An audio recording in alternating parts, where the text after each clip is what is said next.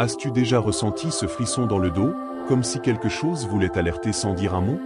Comme si l'univers tout entier murmurait qu'un événement immense était sur le point d'arriver? Ce murmure pourrait bien être le prélude d'un son infiniment plus puissant, la dernière trompette. Un son céleste, impossible à ignorer, qui n'attendra personne. Un son qui, selon les prophéties bibliques, changera tout, absolument tout en un clin d'œil. Nous vivons à une époque où parler du jugement dernier met mal à l'aise. C'est comme si l'idée d'une fin dérangeait tant qu'on préférait faire semblant qu'elle n'existe pas. Mais si je te disais que la fin est en réalité un commencement, qu'une gloire éternelle est réservée à ceux qui seront prêts et que cette préparation commence maintenant? Pas demain, pas quand j'aurai le temps, mais aujourd'hui. Car lorsque la trompette retentira, il n'y aura pas de bouton pause. Le voyage que tu t'apprêtes à entreprendre ne parle pas de peur, mais de sensibilité spirituelle, de repentance sincère, et surtout, de compréhension éveillée de ce qui arrive. Il s'agit de l'appel du Saint-Esprit pendant qu'il est encore temps.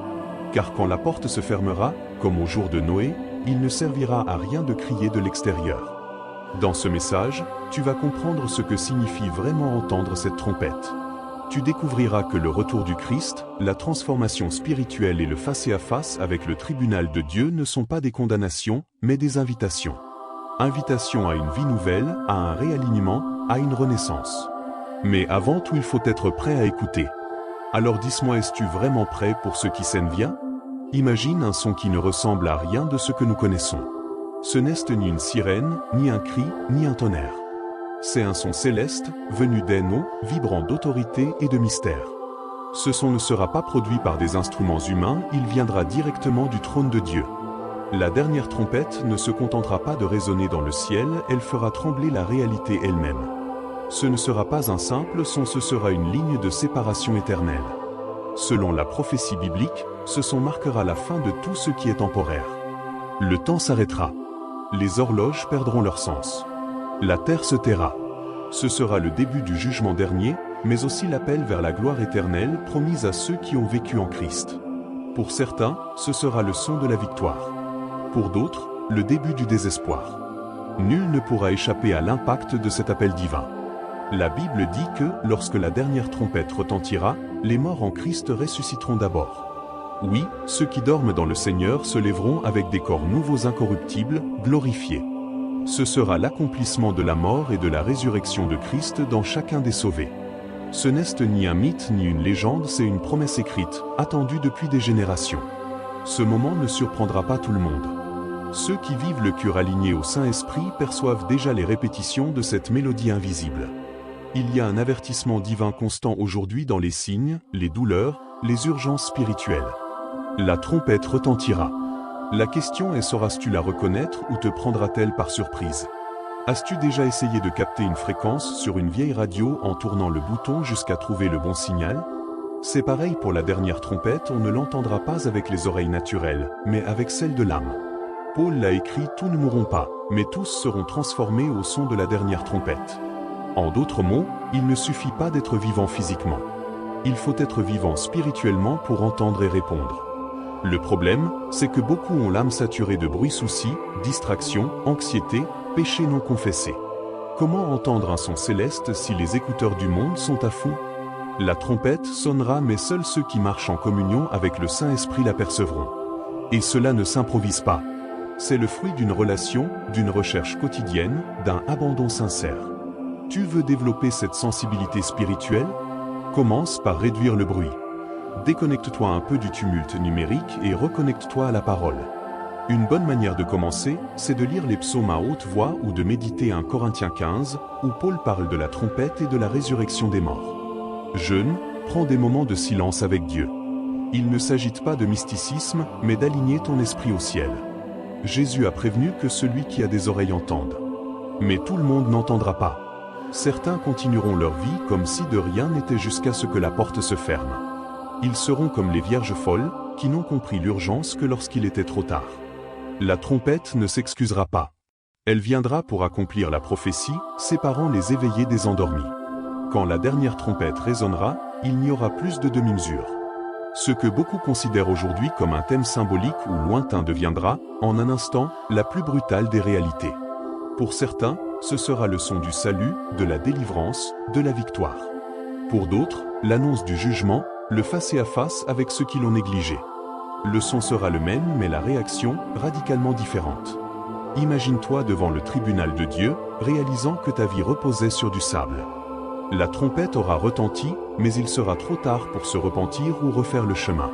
En revanche, pour ceux qui auront vécu en préparation, ce sera comme entendre le signal du retour, il est temps de rentrer à la maison. Un son qui sépare le bon grain de l'ivraie, l'éternel de l'éphémère. Et voici le point essentiel, ce n'est pas le fait d'entendre la trompette qui détermine le destin, c'est l'état de l'âme. Quelqu'un peut aller à l'église, connaître des versets par cœur, et pourtant être sourd spirituellement. Un autre, en communion sincère avec l'Esprit, sera transformé, même dans le silence. Le jugement ne portera pas sur les apparences, mais sur la vérité intérieure. L'apôtre Paul affirme que nous serons transformés en un clin d'œil. Ce n'est pas une métaphore dramatique, c'est une réalité prophétique. Ce que nous faisons aujourd'hui, pendant le temps de la grâce, déterminera notre condition à ce moment-là. Le repentir différé peut devenir la plus grande tragédie spirituelle de toute une vie. Il reste encore du temps, mais ce temps s'amenuise. Jésus a été clair, le retour du Christ sera comme au jour de Noé. Les gens mangeront, boiront, se marieront, travailleront vivants comme si rien n'allait changer. Et soudain, le déluge est venu. Ainsi sera la dernière trompette, elle interrompra les routines, les fêtes, les réunions, les projets. Elle coupera le « je me remettrai en règle plus tard » par un fracas qui résonnera pour l'éternité. À l'époque de Noé, l'arche a pris des années à être construite. Et malgré l'avertissement constant, la majorité a ignoré. On parlait de folie, d'exagération, de fanatisme. Aujourd'hui, c'est pareil avec les alertes spirituelles. On parle de prophétie, de jugement, de transformation et beaucoup rient ou détournent les yeux. Mais comme en ces jours-là, la porte sera fermée et ceux qui sont restés dehors y resteront. Ce qu'il y a de plus frappant, c'est que le monde de Noé n'était pas athée. Il était religieux, avait ses croyances, ses dieux, ses rituels. Mais il était déconnecté du Saint-Esprit, aveugle à l'alerte divine. Le problème, ce n'était pas l'absence de foi, mais une foi vide, détournée. Aujourd'hui, c'est pareil, beaucoup de religion, mais peu de sensibilité spirituelle.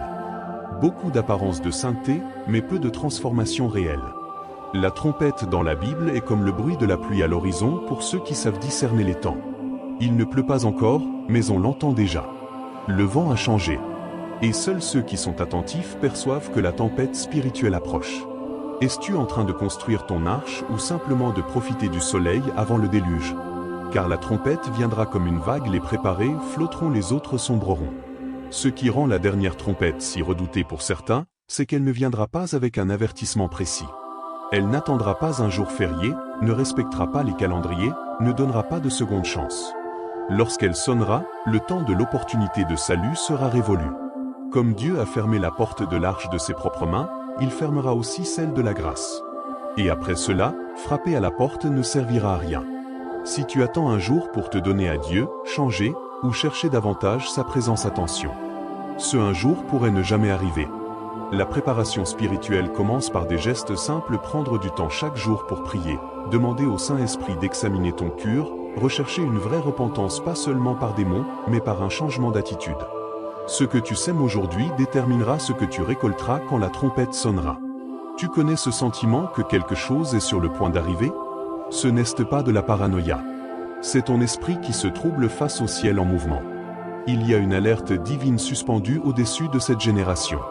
Ce n'est pas un hasard si tant de messages sur la fin des temps, le jugement et le retour de Christ circulent comme jamais. Dieu ne veut condamner personne, il veut réveiller les cœurs. Mais seuls ceux qui veulent se réveiller entendront. N'attends pas des signes apocalyptiques visibles pour changer. Le plus grand signe a déjà été donné, Jésus est ressuscité. Le Saint-Esprit a déjà été répandu. La parole est déjà écrite. Maintenant, c'est à toi. La transformation ne commence pas au son de la trompette, mais bien avant. Elle commence quand quelqu'un, dans le silence, décide de plier les genoux, d'ouvrir son cœur et de dire « Seigneur, prépare-moi, car je ne veux pas rester dehors quand le ciel s'ouvrira. » Quand la dernière trompette sonnera, quelque chose d'extraordinaire aura lieu. Il ne s'agira pas d'un simple avertissement, ce sera le début d'une transformation surnaturelle. Ce qui était fragile sera fortifié. Ce qui était corruptible sera revêtu d'incorruptibilité. Ceux qui sont morts en Christ se lèveront avec des corps glorifiés, et les vivants seront enlevés en une fraction de seconde, prêts à vivre la gloire éternelle promise. On dirait un film de science-fiction, n'est-ce pas? Mais c'est une prophétie biblique. Une rencontre dans les airs, une multitude réunie, chacun avec un corps nouveau, libéré de la douleur, du péché et de la mort. C'est ce que Paul décrit comme la victoire ultime sur la mort. Ce n'est pas la fin, c'est le vrai commencement. Ce sera la réunion avec les saints de tous les temps, avec les êtres chers qui se sont endormis dans le Seigneur, avec les anges et surtout, avec Jésus. Cette transformation ne sera pas seulement physique. Elle sera le reflet de ce qui aura été cultivé dans l'âme durant toute une vie. C'est comme si la trompette révélait, en une seconde, qui a choisi de vivre avec le ciel comme priorité. La préparation quotidienne, souvent invisible, se manifestera comme un manteau de gloire sur ceux qui auront persévéré. C'est le moment où l'invisible devient visible, où la foi devient réalité. Si tu ressens le manque de quelqu'un qui est parti avec le Christ, cette trompette sera le son du grand retour. Mais plus encore que retrouver des personnes, ce sera l'instant où tu regarderas dans les yeux de celui qui est mort pour toi. Le retour de Christ, ce n'est pas juste un acte de justice, c'est une fête, une célébration, une récompense. Et ceux qui vivent aujourd'hui orientés vers le ciel, même avec des larmes, entendront ce son comme l'ouverture de la maison éternelle. Nous arrivons maintenant au point le plus direct, et peut-être le plus inconfortable. Es-tu prêt? Car la dernière trompette ne retentira pas comme une notification sur ton téléphone. Elle viendra comme une rupture, une frontière entre l'avant et l'après. Et à la différence des opportunités de la vie, celle-là ne se représentera pas. Peu importe si tu étais presque prêt. Le ciel ne fonctionne pas avec des presque. Soit tu es pur, soit tu es en dette.